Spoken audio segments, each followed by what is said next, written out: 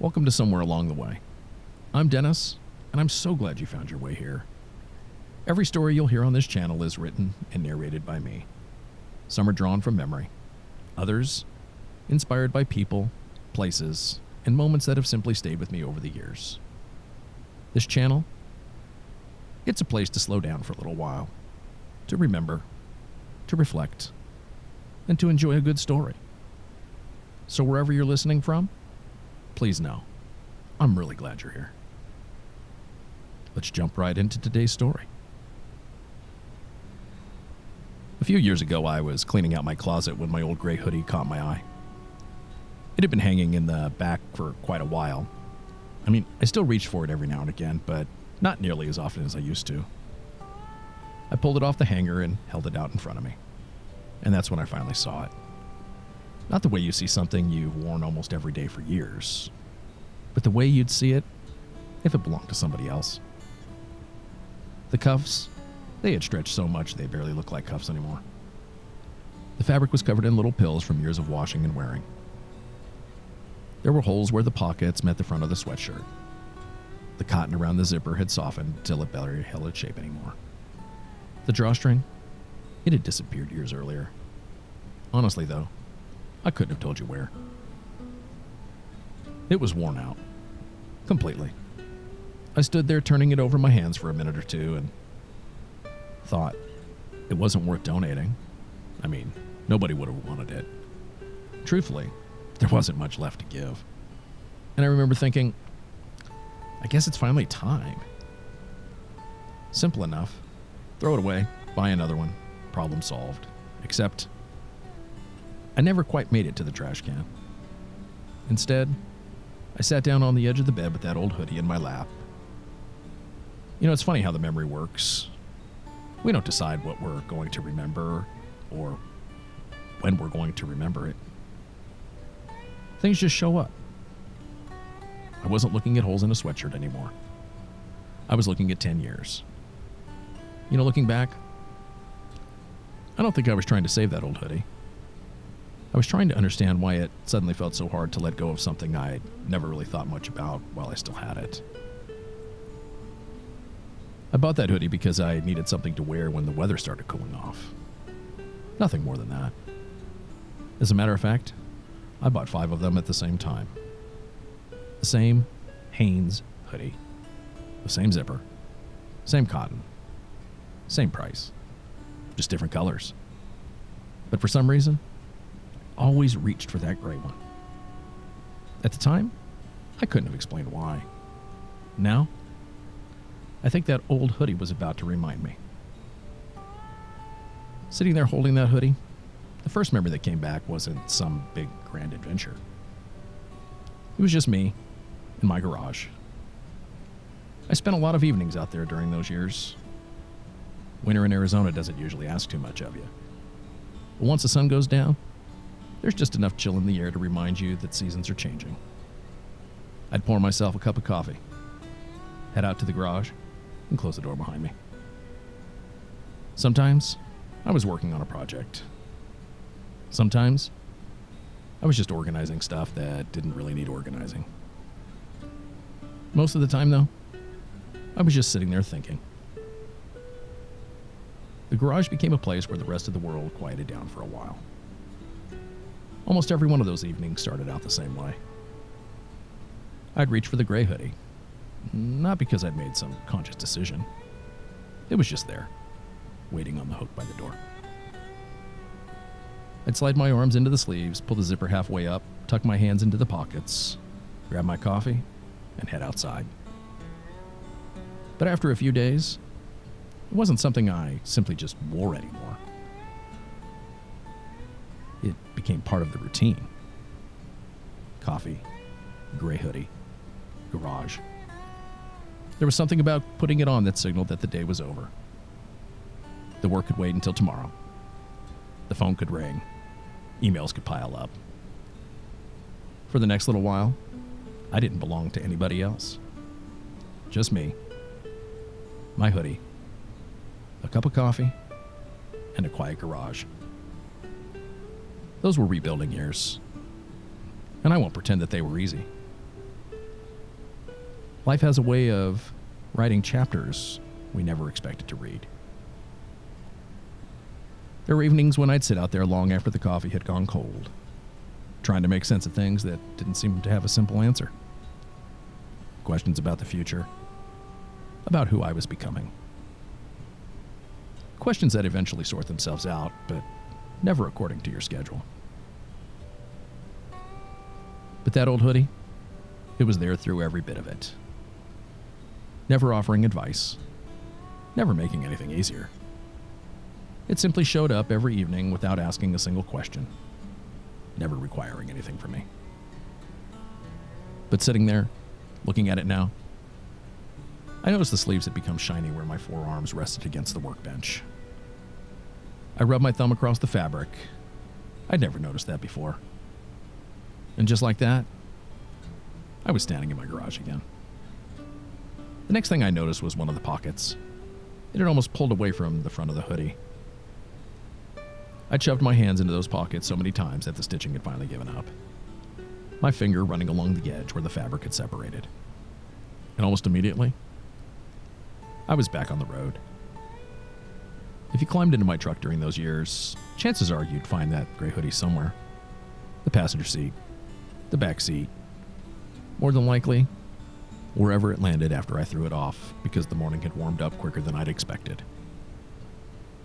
It just became part of the truck, like the sunglasses in the center console, or the coffee cup that always seemed to be riding along with me. I never packed it away. I never had to wonder where it was, because I always knew. You know, there's something comforting about familiar things waiting where you expect to find them. The road always has a way of making even small routines feel important. That hoodie, it saw more of the world than most pieces of clothing ever will. It crossed state lines I couldn't begin to count. It sat in airport terminals while flights were delayed another hour, and then another.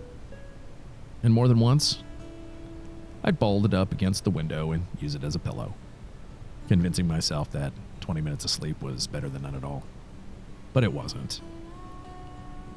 But I kept trying anyway. Airports, they have their own kind of loneliness. Thousands of people, everybody going somewhere. Almost nobody looking at each other.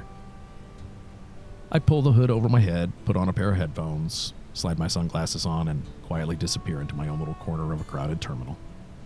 Or a crowded airplane. It's interesting because I had forgotten about that. But that old gray hoodie wasn't keeping me warm that day. It was just giving me a little bit of privacy. A place to disappear without actually going anywhere. And then, just like that, another memory found its way in. But not at the airport this time. Cairo. I smiled before I even knew why. I can still picture that evening. A handful of us were sitting outside under a cool Egyptian sky, passing around the hookah pipe, sipping on Stellas, while conversations wandered from one subject to the next. Around that circle were people whose lives looked nothing like mine. Government officials, business leaders, everyone from different countries, different cultures, and different backgrounds. The kind of evening where everyone had an interesting story to tell. And as the evening cooled, I reached for my plain gray hoodie and threw it on over my shirt and tie that had been loosened much earlier in the day. Probably the most underdressed person there. Nobody seemed to care, though. The conversations were just too good. Muhammad and Barry were arguing over a soccer match playing on the telly, as Barry called it. Across the circle, a few of us sat completely absorbed while Sheikh Ali told another story. My friend Nabil and Omar were laughing at something nobody else was in on. Even the Minister of Happiness seemed more interested in making people laugh than acting like a government official. That evening, one story led to another, and then another, until I stopped noticing where anyone was from. We weren't trying to solve the world's problems.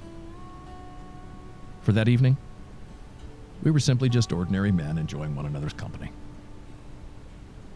I've forgotten most of what we talked about that night, but I haven't forgotten how it felt to be there. I suppose that's why we travel. Not to remember every conversation, but to remember how certain evenings made us feel. And somehow, that old hoodie had been there too. Sitting there that day, I folded the sleeve back over my hand. The cuff had stretched so much it wouldn't stay around my wrist anymore. For a second, I could have sworn I caught the faintest trace of laundry detergent. I don't know, maybe I imagined it. Memories have a funny way of filling in the parts that time takes away from us. Another picture came back. This one wasn't halfway around the world, though. It was home. You know, every once in a while, my wife would steal that hoodie. Not very often, but just often enough that I'd go looking for it and find her wearing it instead. And of course, she always looked better in it than I ever did. She'd tell me that she was borrowing it. I'd laugh.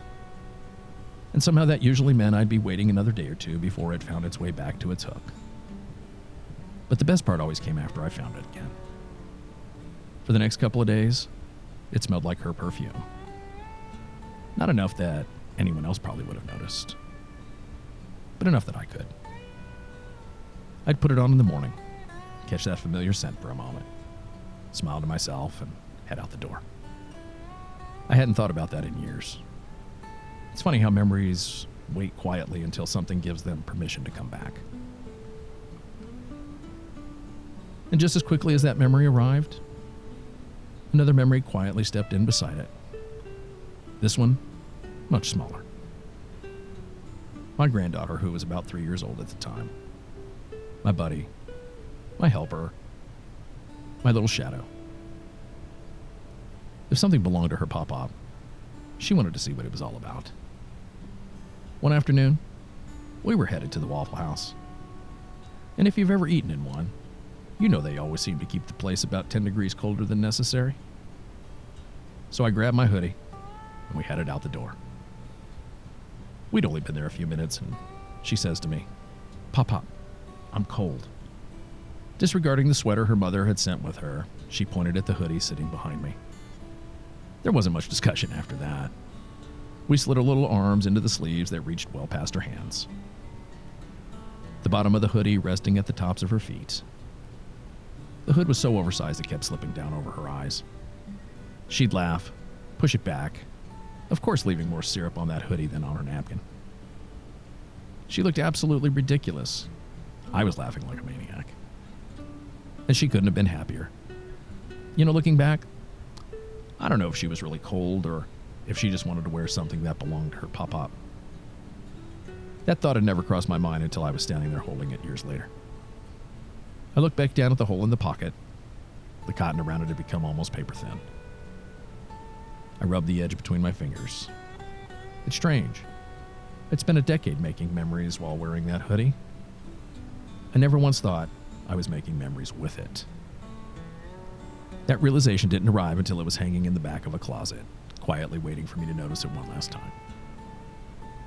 As I turned the hoodie over in my hands, I noticed a faint brown stain near the cuff. I'd forgotten all about it. Coffee. Of course it was coffee. It was always coffee.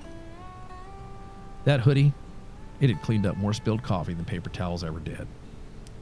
There were times I'd wipe my hands on it without a second thought, promise myself I'd wash it when I got home. And by the next morning, it'd be hanging right back where it always was. But it never seemed to mind, though. Then my thumb caught another spot where the fabric had become unusually soft. That one took me somewhere I wasn't expecting. I was sitting in my office when the phone rang. The conversation itself is almost a blur now. The only part that stayed with me that day was hearing that my close friend passed away unexpectedly. You know, there's moments in life when everything around you keeps moving exactly the way it always does. But you don't. Time still passes. People keep living their lives. The world keeps going. But something inside you comes to a complete stop. I remember hanging up the phone and just sitting there. The office suddenly feeling much bigger than it had a few moments earlier. But that gray hoodie was hanging on the back of my chair. Without thinking, I reached back, pulled it forward, and pulled it tightly to my chest, hugging myself closely.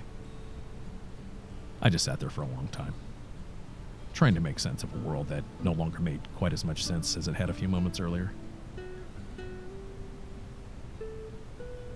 I don't remember what was on my desk. I couldn't tell you what day of the week it was. But I remember the weight of that hoodie pulled into my chest. I remember sitting there in complete silence. And I remember burying my face in that hoodie, crying for my friend. You know, I think grief reaches for whatever feels familiar when we're in that moment.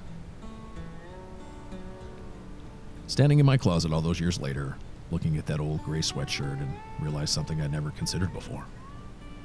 It had been there for some of the happiest days of my life, and some of the hardest. It had crossed oceans. It had waited patiently in the truck.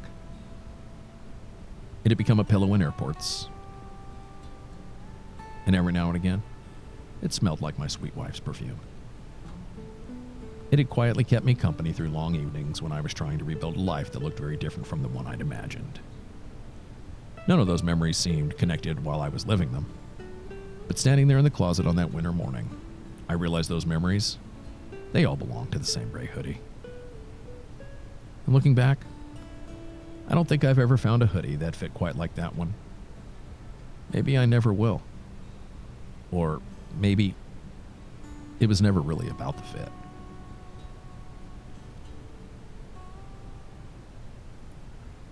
Thanks so much for spending time with me today. I hope you enjoyed the story as much as I enjoyed sharing it with you. Until next time, take notice of ordinary things before they become nothing more than memories. And I hope that sometime soon, our paths cross somewhere along the way.